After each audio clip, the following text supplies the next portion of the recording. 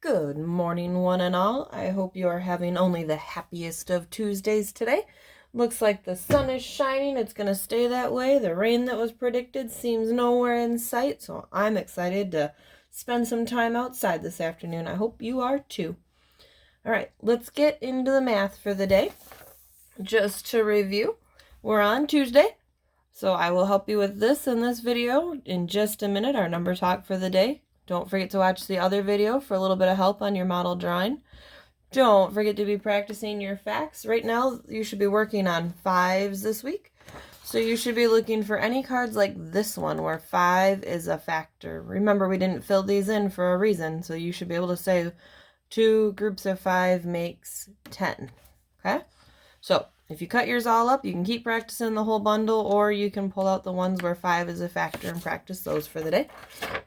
And don't forget that you can always be playing your game. Watch yesterday's video for some directions on that. But it pretty much works just like memory, so you just have to go through and figure that out. Alright, that takes us to today's jobs. Let me zoom in a little bit for you here. Today's jobs were pretty much like yesterday's, except this time instead of using words to tell you the place value they wanted, they underlined the place value you wanted to look at. I just realized I forgot to underline that one. So for this first one, we have 2 4800ths, and we're trying to round to this place value right here. I left you your rules from yesterday. I know you all have different poems and things, but generally inside those poems, it'll remind you that any number that's 4 or lower, the digit that's underlined would stay the same. And if the digit behind it is 5 or more, the underlined digit will go up by 1. And any smaller place value would turn to 0. Now, I know not all of you are super comfortable with that, so I made this up because who doesn't love looking at money? So here's what you've got. The number in question is still 248, and I'm looking at my tenths place. So I gave you this. Some people, I think one of the things that bugs people with rounding is that if a place value can go up 1, why can't it go down 1? So I brought this out to show you.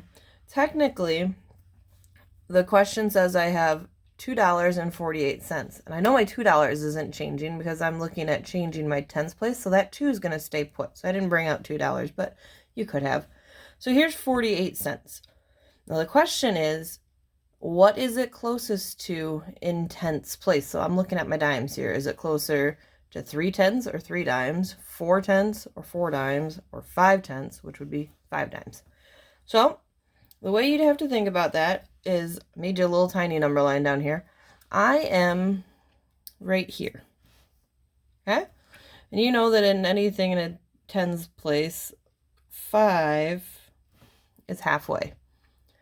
Anything halfway or more would get bumped up to the bigger place value and send me here. Anything halfway or less, which is why it is 4 or less, is going to leave me in this place value right here. Which is why, for those of you that are really struggling with that, why I can't go down to 3. Because if I'm here, why on earth would I blow all the way past 40 to go down to 30? That doesn't make sense. I already have at least this much, so I wouldn't want to go down here. Which is why we don't ever round down a place value. It would either stay or go up. So looking at this, I know that I'm dealing with an 8, which is more than halfway where that 5 is.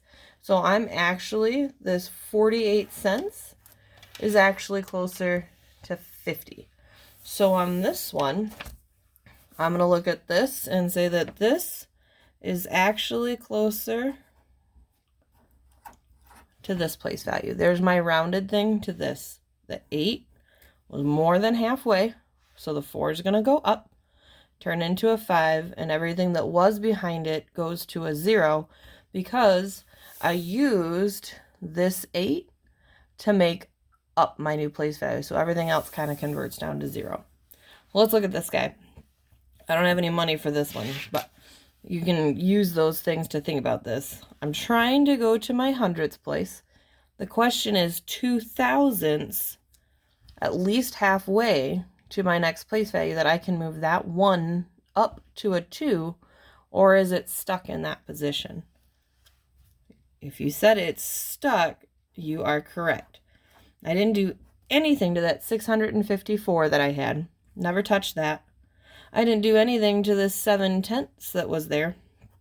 But I did decide that this 1 is going to stay put, and that 2 can technically be written as a 0.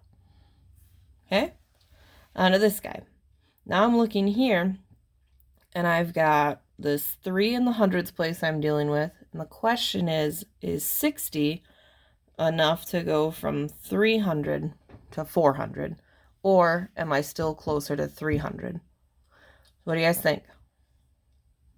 If you said I'm closer to 400, you are absolutely correct.